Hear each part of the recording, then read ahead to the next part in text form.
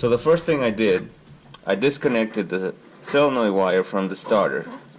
To do that, you got to move the boot out of the way to be able to disconnect it. The connector, as you can tell, the housing is made out of plastic, and you got to be careful when disconnecting it so you don't break it. The easiest way to do it without damaging it, slide the red locking tab, this red one, slide it back first, and once you do, I'm going to show you when it's disconnected so you can really get a good view. Using the hooking tool, you slide it from underneath and see how it moves it. I'm trying to get the best view possible. I know that the space is limited, but that releases it from the starter, and then you just pull it at the same time. So now that it's disconnected, the next step is to make sure that the starter was getting the signal whenever I was trying to start it. So that's when using the test light comes into play. All you have to do is ground the other end of the circuit tester or test light to a good source of ground.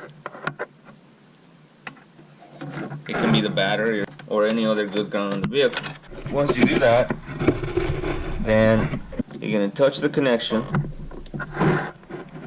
and what you're going to do is you're going to try to start it. Since I'm by myself, what I'm going to do is I'm going to put one of these connectors, I'm going to slide it in so it makes good contact and it's easy to test it, because I'm going to go inside the vehicle and I'm not going to be able to hold it at the same time. But you can have an assistant do it and you don't have to do all this that I'm doing. So there it is. I'm going to turn this light off and look at the circuit tester every time I try to start it. Obviously, clutch needs to be all the way in, just like any other time that you're trying to start it. If you don't push the clutch in, it's not going to light up. I'm holding the clutch in and I'm talking from inside the car, but here's what happens every time to start it. So I'm trying to start it right there, the light comes on, so if I release the key to just the ignition position, then it goes off. So here is one more time, okay? So that is working. And turn the key off. Okay, so I can remove this now. And that's the first step.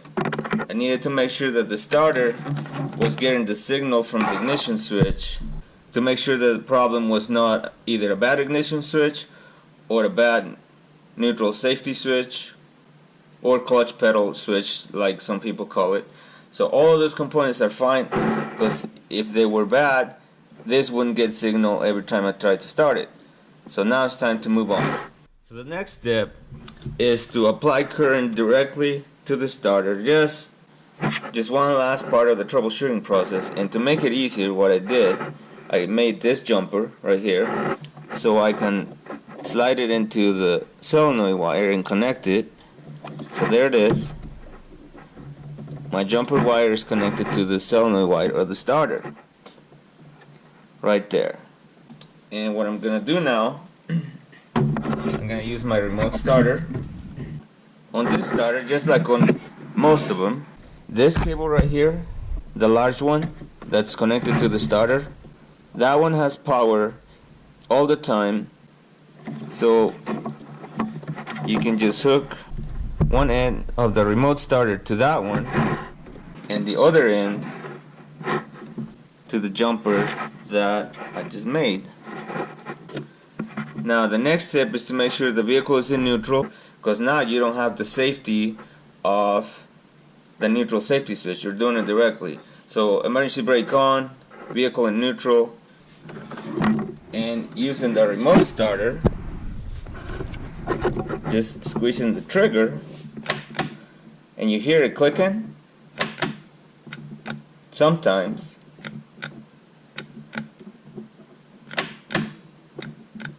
So I'm applying current directly.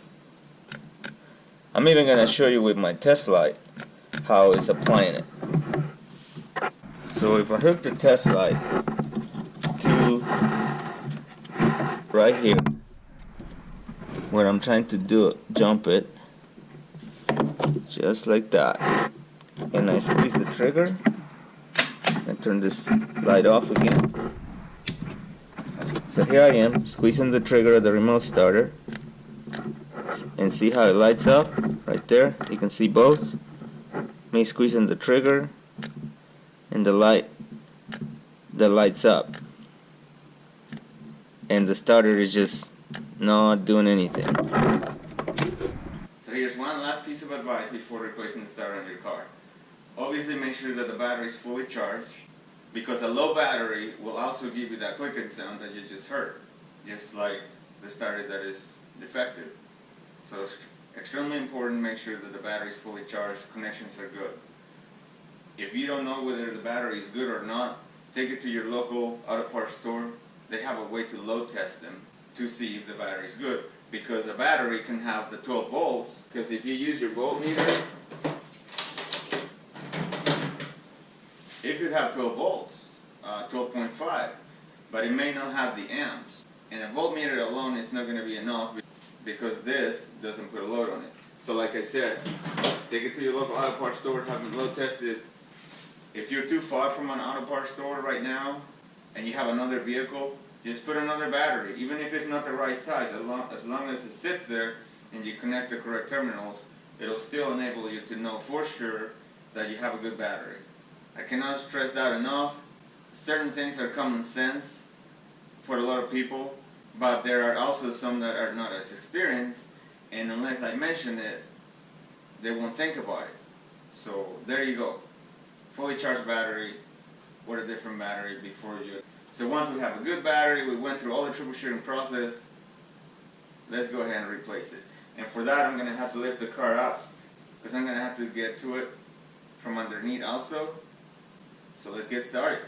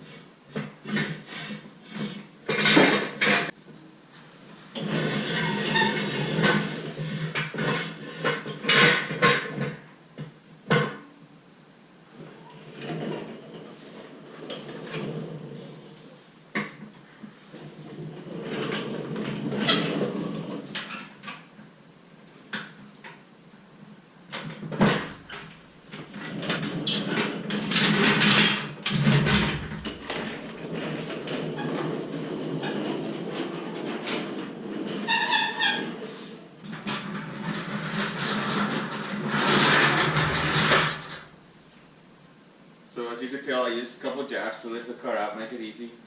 And I have a couple jack stands underneath for safety. Next step, remove the battery cover and disconnect the negative battery cable. This is what I was talking about, the oil leak. If you look at this, it still has a drop right there. And that is coming from the vacuum pump. And like I said, it destroyed the starter.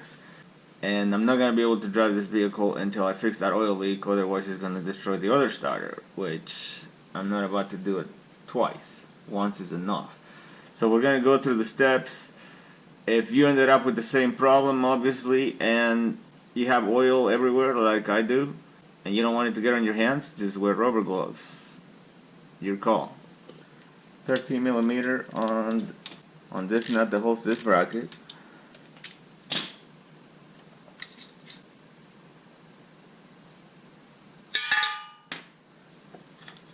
Just slide it out of the way.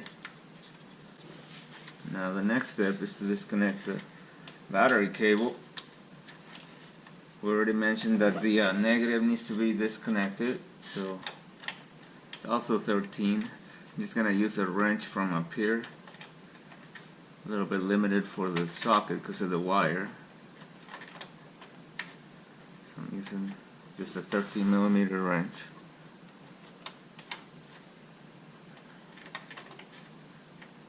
Once it's loose, just finish taking the nut all the way off. by hand. There it is. This cable will just pull right out. There it is, out of the way. So we already disconnected the smaller wire earlier off, so they're both disconnected now. The upper one has the negative battery cable attached to it. You can get to it from the top or from down here. You're gonna need an extension. If you do it from down here, like I'm doing it, you just have to feel it. You know, there it is. If you do it from the top, you can see it. So whatever works for you. There.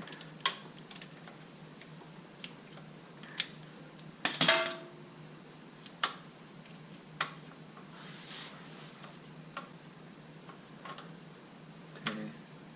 So there's the nut right there. That's the one that holds the cable. Still gotta take the stud off to hold the actual starter. That's gonna be a different size. Okay, so it's 18 millimeter. Next step, I'm gonna loosen the lower one. I'm not gonna remove it yet because I gotta remove the top one, make it easier. But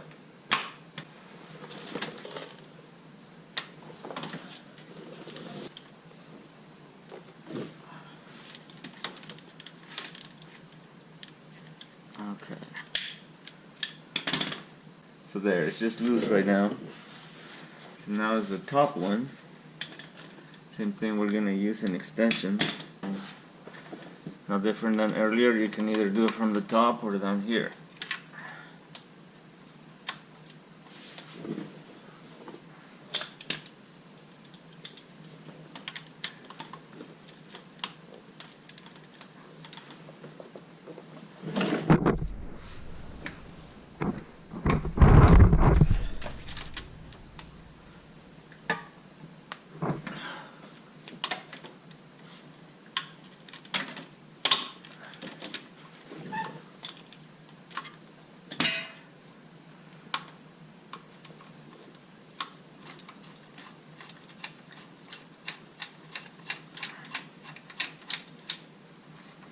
Okay.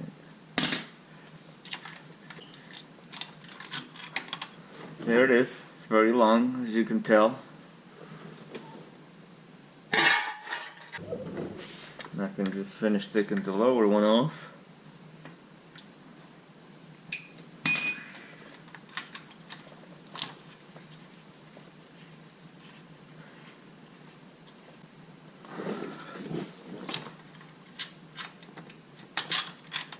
Okay, so there's the second one.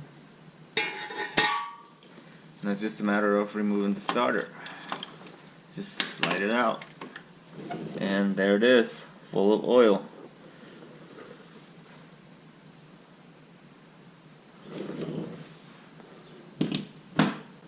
Now if you look up there, you can see there at the bottom of the vacuum pump how the oil was leaking down, and it was leaking directly into the starter. And unfortunately that oil leak is what ruined the perfectly good starter otherwise. So it's kind of a bad deal. But next step obviously is to clean the surface, clean the mounting surface really good with the towel. Make sure there is no oil left prior to installing the new starter. So I already mentioned that you need to clean the mounting surface before installing the new starter. When you install the bolts, you need to torque them to 60 to 70 foot-pounds to make sure that the starter stays in place. The rest of the nuts are not that critical unless you over-tighten them, obviously. But you can always look at the specs if you want to be that precise. So what I'm going to do now, I'm going to go ahead and install this starter. It's basically reversible removal. So I'm going to go ahead and get started, and then I'll fast forward the video where I start the vehicle.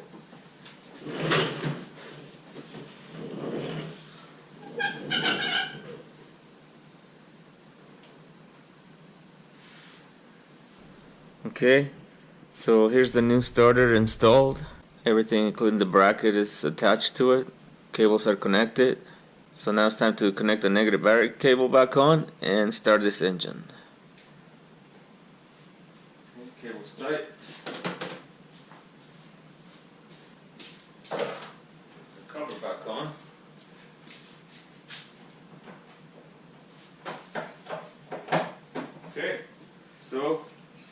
here's the moment of truth. Let's start the engine.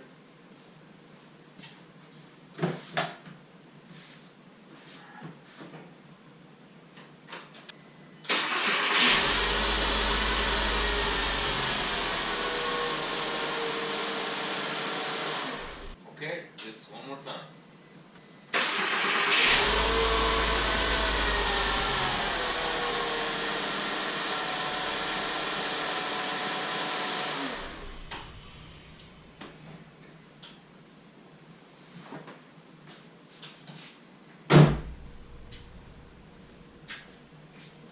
Okay, so as mentioned before, the starter got covered with oil. So obviously I'm not going to be driving this car until I fix the oil leak. Otherwise, it's going to ruin the starter that I just put on.